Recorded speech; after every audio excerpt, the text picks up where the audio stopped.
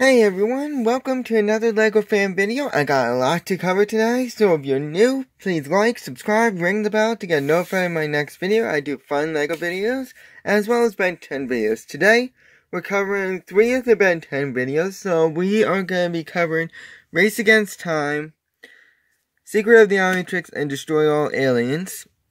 I watched them in order of Secret of the Omnitrix, Destroy All Aliens, and Race Against Time. So first lines will be running like that. For those of you new to how I run this, I have here 11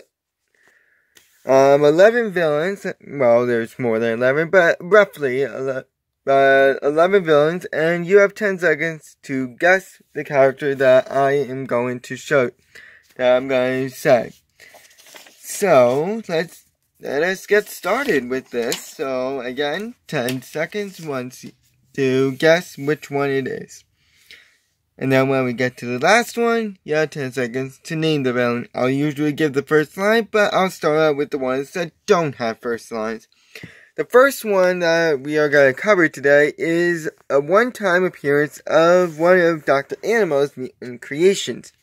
That being the Mutant Hornet.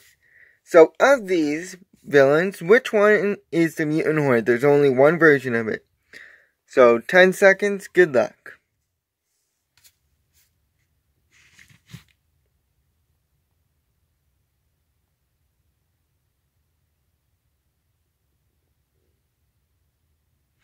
So, we got the Mutant Hornet right here. So the Mutant Hornet is a Mutant Hornet, one of Dr. Animo's mutant creations that appeared in Ben 10, Secret of the Omnitrix. It was essentially a creature that Dr. Animo created sort of as like his protection while he was working on his nuclear reactor de-evolutionized bomb. He always has his big thing. And it fought a heat blast off to a certain degree until it got knocked out. Then Dr. Animo decided to ride it for a little bit to try and escape from Ben 10. But Grey Matter put both of them out of commission, and he fell on top of Dr. Animo. It is unknown what happens to the Mutant Hornet afterwards. Maybe he got released out into the wild. Then again, if this thing got released out in the wild, I think there's going to be some serious situations. Dr. Animo's creations we really do not know what happens to them. They either A, die, or B, just disappear off the face of the earth. Again, don't know what happens to him, but he has a pretty good power set. He can fly, he's fast, he has a stinger, he's fireproof, and is very heavy. There are a few drawbacks with him. First off, its stinger can get caught on some objects if it manages to puncture it hard enough. It also can easily be knocked out. I mean, look at the forehead there. Looks like a stinger is sticking right out. Now, from a creature that doesn't have a first line to one that does, but is not understandable. The next villain up is the secondary antagonist of Secret of the Omnitrix, that being the villain of 6-6. Of these, there's two versions of him, are 6-6. 10 seconds, good luck.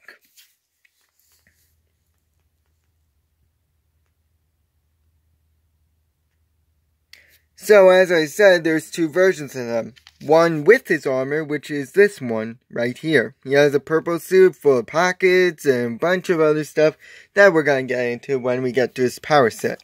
We also got him without his armor. This is the only good picture that there is without his armor, which got cracked during Secret of the Omnitrix. So his first line is not understandable. He's a Sotarogian, or however you pronounce it, mutated Sotarogian. I feel really bad for the species. He was the secondary antagonist of Secret of the Omnitrix, first put on he was first appeared on Inkarsicon when Tetrax and the rest of the gang were trying to find the Queen of the Omnitrix, and unintentionally trying to find Myax, and he managed to hop a free ride on Tetrax's ship after a brief fight, and he managed to hang on for dear life all the way into space, and then got blasted off the ship. Fortunately, Filgax was not far behind, and Filgax managed to pick him up. as 6-6 reluctantly agreed to help. Sometime along the way, his special little suit got cracked, and it kind of made him feral in a way. For those of you who don't know, feral means they sort of, you could sort of say they no longer have morals, or are just like, I'm gonna kill whoever is in front of me, and ain't no one gonna stop me. And he was put on a leash by Vilgax sometime during this time between Corsican and Xenon, and took part in the final battle. Eventually, he was knocked out by Tetrax after he tried to escape via his jetpack, and once again, no idea what happened to him. But more than likely, he got put back on Corsican via one of those jail cubes that Tetrax carries. So, as I said, he has a vast array of powers due to the fact that he is a bounty hunter. So he has a jetpack, first off, that's one of his main powers, which enables him to fly. He also has a variety of different laser guns.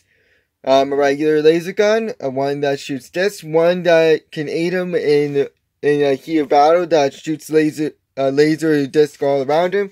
He also has a sonic laser, and one that's on his wrist, arm, whatever you want to say. He also has grenades, rocket launchers, grapple hooks, omnitrix tracker, laser saw, durable armor, extra slots for his real hands to come out, a fighter, he could shoot missiles, he has a laser bomb as well as one that acts like a taser and one for blinding light. He also has multiple robotic tentacles, as you can see here, that could come out. He also has a special knife that can disable cannonballs ball form. He also has a laser whip, some plain rope that can wrap around legs. He can shoot lasers. He owns and pilots his own spaceship at a certain point in the series. He also is agile. He can survive in space, and he can send out robotic tentacles as well. His main drawback, though, is that he can't speak English, being one of the few Ben 10 characters that cannot understand English or cannot speak English. A main way that he's also often defeated is that his jetpack goes haywire, usually due to gray matter meddling, though sometimes it just gets bumped. He also can be very lazy at points and can get dizzy. And he also is very afraid of Vilgax. He does not like Vilgax. There also was another brief appearance of our first time experiencing another member of a species that is evil. Of course, we're going to get into one later on, but in terms of villainous species, we really don't get a lot. I mean, there really isn't any villainous alien species, unless you count, yeah, you got Nanomech and his species, which we'll get to in Alien Force, but right now, there's probably one species that you probably forgot about that actually does have an evil one, and those are the wild Floranos. Of these villains, which ones is the wild Floranos? There's one version, because I only could get one picture. 10 seconds, good luck.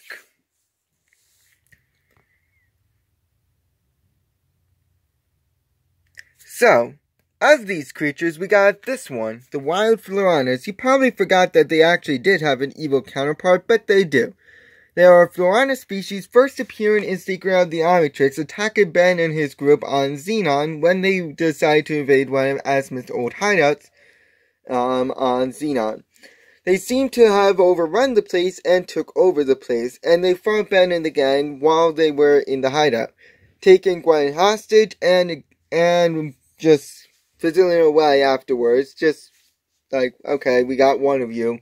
I don't care about the rest of you guys. So, since they are Florana, they have all the abilities of wild vines, so forming thorns, their hands are sharp, enhanced elasticity, exploding sea pods which can be mentally released and be smoke bombs, enhanced jump, telepathically communicate with plants, grip stuff with their tentacles, they can make themselves a safety net, agile, form vines on the ground, can go underground, tough skin, strong, flexible, and blend into surroundings. Those are all of the typical Florana traits. But they have some unique traits as well. First off, they are usually in a pack. Like, there was a ton of them in the movie.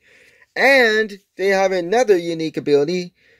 It seems like they're able to go through vines, or they are the vines and just able to move their head in some form. I don't know, it's complicated. If you see the movie, you know what I mean by saying it's complicated, because it looks like they're able to move through the vines, or there's just so many of them that it looks like they're able to go through the vines. However, they can be blasted away fairly easily, as they're very cowardly at points, even though that they don't look like that. They also have the same weaknesses as wild vine. They can't hold a lot, they can't grip slippery slopes, and they do have limits in terms of elasticity. There are a lot of villains that don't have first lines, but there is a one-time villain that you guys probably don't know about unless you actually saw the movie. And that is a villain called the Fully Automated Urban Assault Vehicle, or just Armored Tank, but I decided to call it by its actual name. So of these, which one is the Fully Automated Urban Assault Vehicle? 10 seconds, good luck.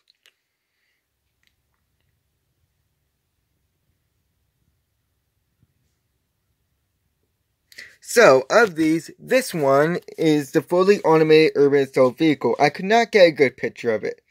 So, it is a robot, technically, who first appeared to destroy all aliens. The first thing faced in the movie, where it kind of gained sentience and decided to split the scene, destroying anything and everything that was in its path, including a few police cars, and eventually trying to attack the Rust Bucket. And by the end of the scene, all the way up until the intro song, it was dismantled by Gwen using a nice little dismantle spell. Unfortunately, Upgrade was also in the tank, and that triggered the whole entire events of the movie. So, it has a pretty good power set too. Rather than fire a big cannonball out of its little, natural, I don't know, I'm not good with tanks, but rather than fire a cannonball out of it, it actually fires 3 lasers simultaneously, as well as rockets out of its bumper. That right there is enough power, but it also can extend its wheels for better mobility and perform a super jump with it, and kinda climb on walls. It can also regenerate to a certain extent, and is fast and durable. But it is not terribly fast as most vehicles. It can also be weak to magic with a dismantle spell and held back by a laser gun. As well as the fact that if it is fully extended, it's very hard for it to unextend. And we still have villains that do not speak. With 2 more left, the next one being often nicknamed in the fandom as Waybads, but they're just evil Waybigs. So, of these, which one is the Waybad or evil Waybig? 10 seconds, good luck.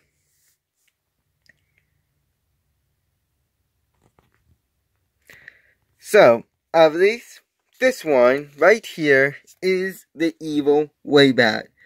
It is a Toku star who was one of the main antagonists of Destroy All Aliens, appearing out of nowhere at the beginning of the film, and after a brief fight with it, eventually got absorbed, scanned right into the Omnitrix. When they later teleported into the Omnitrix, it once again popped up, only this time it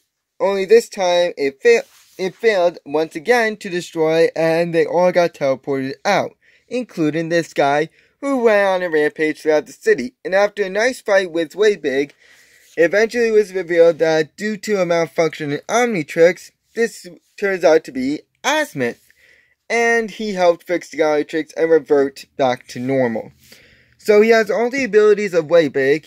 So he's big, he's durable, he's strong, able to toss people into space, and his claws are sharp. However, that might just be due to the fact that he is ginormous. He also has a strong stomp and can fight pretty decently. However, he's a big target, and hitting that frill on his head will make him go immobile. And as for our last one that has no first line, that would be the Mutant Frog. 10 seconds to guess the Mutant Frog. Good luck.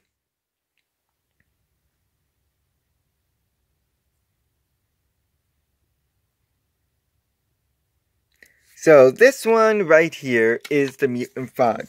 It's a mutant frog who appeared briefly at the end of Destroying All Aliens, serving as the animal's ride as he was ready to fight the Tennessons. So he is strong, he has a long tongue, he has a super jump, which goes higher than most frogs. He can also breathe underwater, durable, and able to stick to walls. However, he can be de-animatized when the transmodulator is destroyed. Now, time to get into some villains that actually do speak. With our first one up being Dr. Animo, whose first line is, "This nuclear reactor is the perfect way to detonate my DNA bomb into the atmosphere and de-evolutionize the world." So of these, which 3 are Dr. Animo? There's 3 versions of him. 10 seconds, good luck.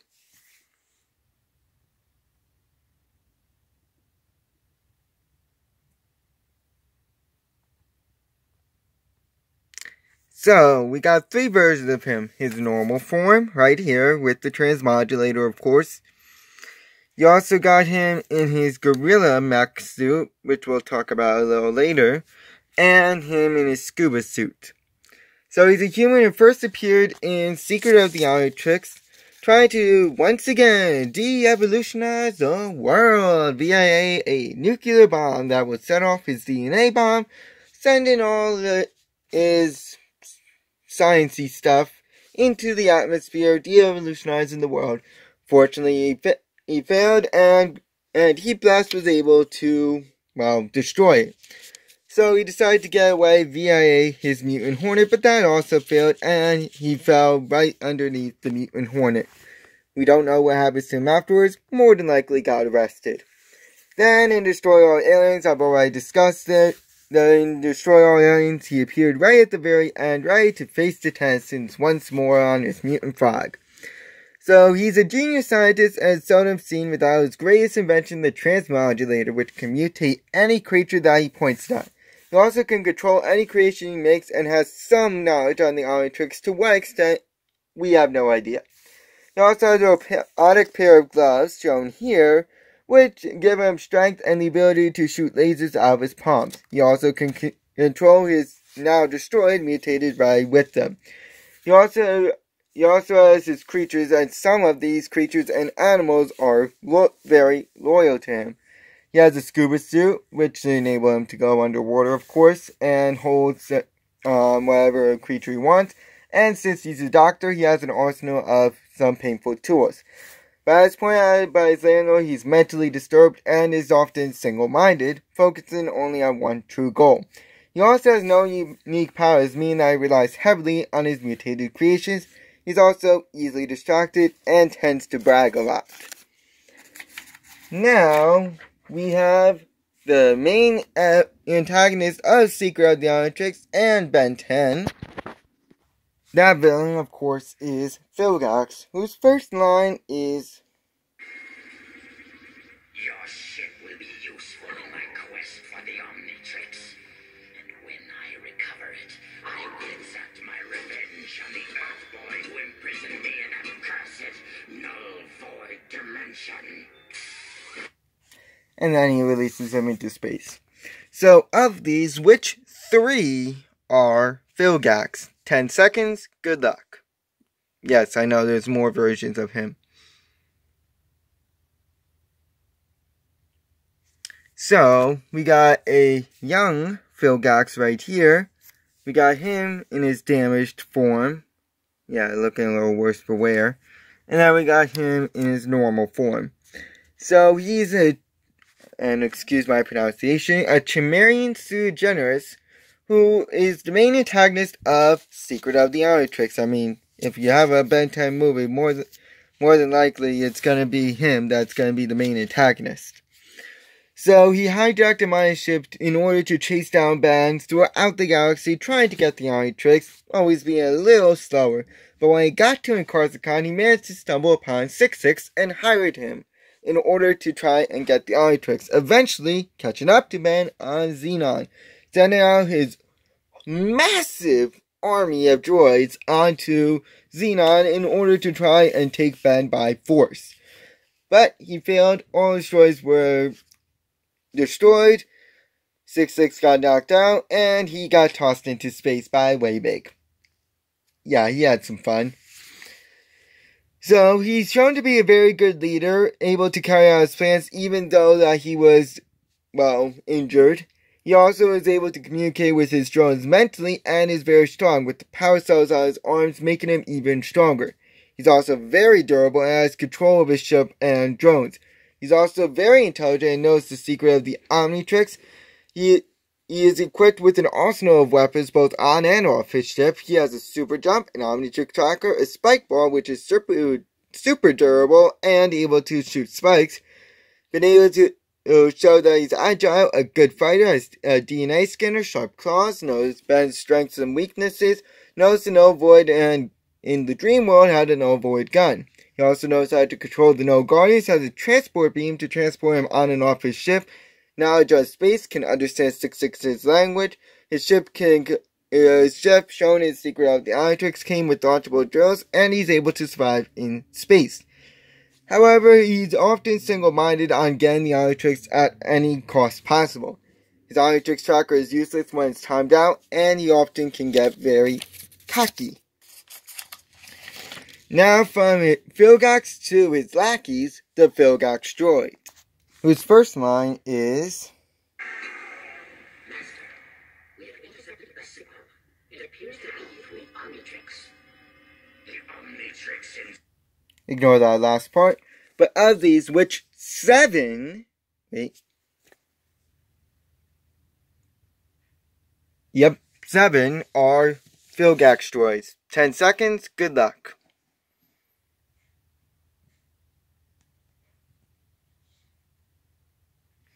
So, we got the mother droid, a flight droid, or whatever you want to call it. We got his pilots, the pilot brutes, the ones that appeared in Secrets, and the ones that appeared in Goodbye and Good Riddance, and the ones that appear that are his usual flying ones. So they are a droid and robot, often assisting Filgax, and that goes for the Secret of the Omnitrix, fighting along Filgax throughout the episode, aiding him in invading Tetrax's ship, and during the final battle. However, all were destroyed by the end of the episode.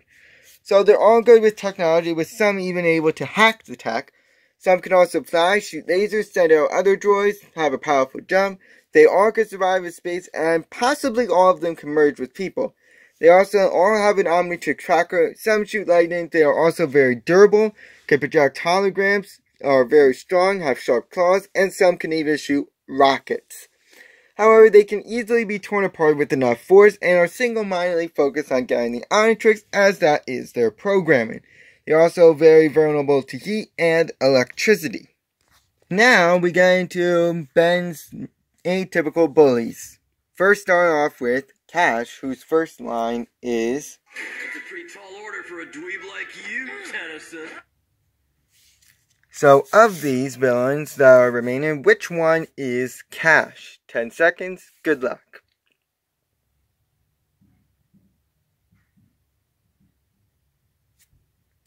So, of course, Cash is this one, the one with the cash register on his shirt. He's a human who first appeared to destroy all aliens, once again being the atypical bully, throwing Ben in his locker before running off.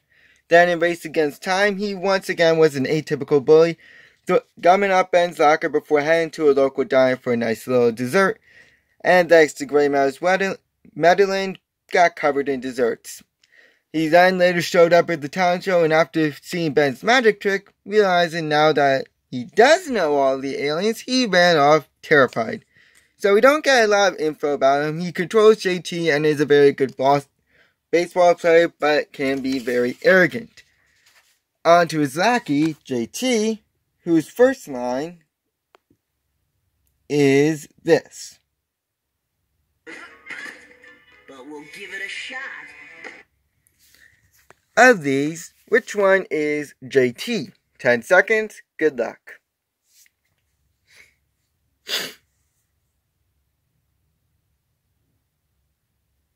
So, of course, JT is this one.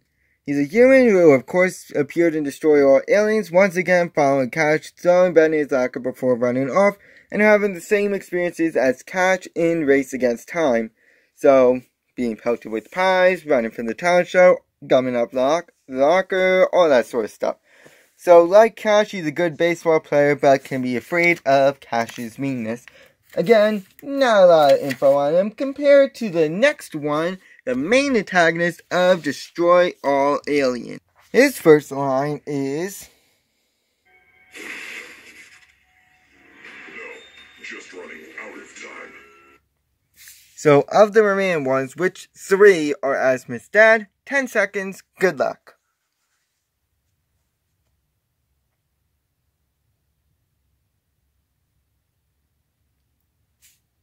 So we got his normal form, the Galvan form, him in his Galvanic Mechamorph suit, and then the Galvanic Mechamorph suit all powered up.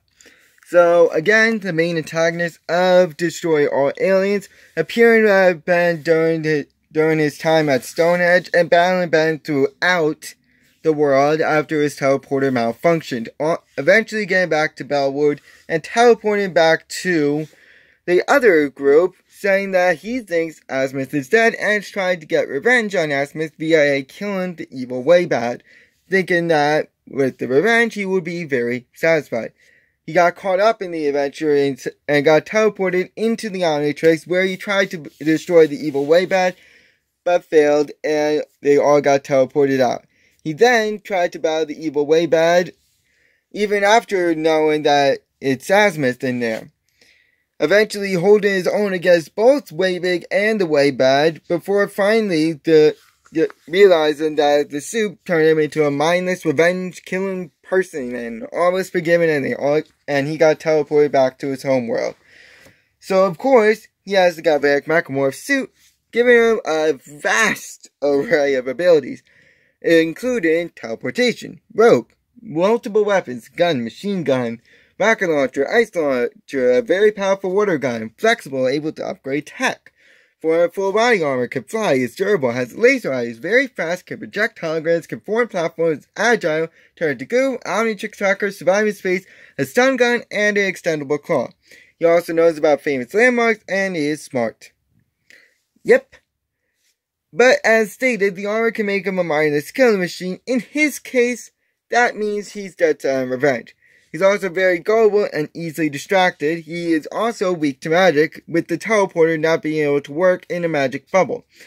He can also be knocked out briefly and get stuck in synchronized goo very briefly. And finally, his teleporter can malfunction if another Galvanic Mechamorph is able to upgrade it. Wow, that actually sounds weird. Now, of course, we have one villain left. The main antagonist of Race Against Time. His first line is rather long, with this being his first line. Excuse the long music here. Did you find it? No, of course you did not.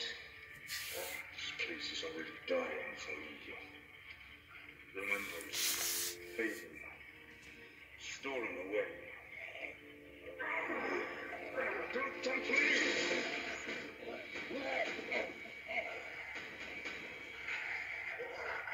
Let him die! You are here to serve me, not each other. Would you rather I put you back in your cold cages? So, who is this guy? Do you know? 10 seconds to figure it out.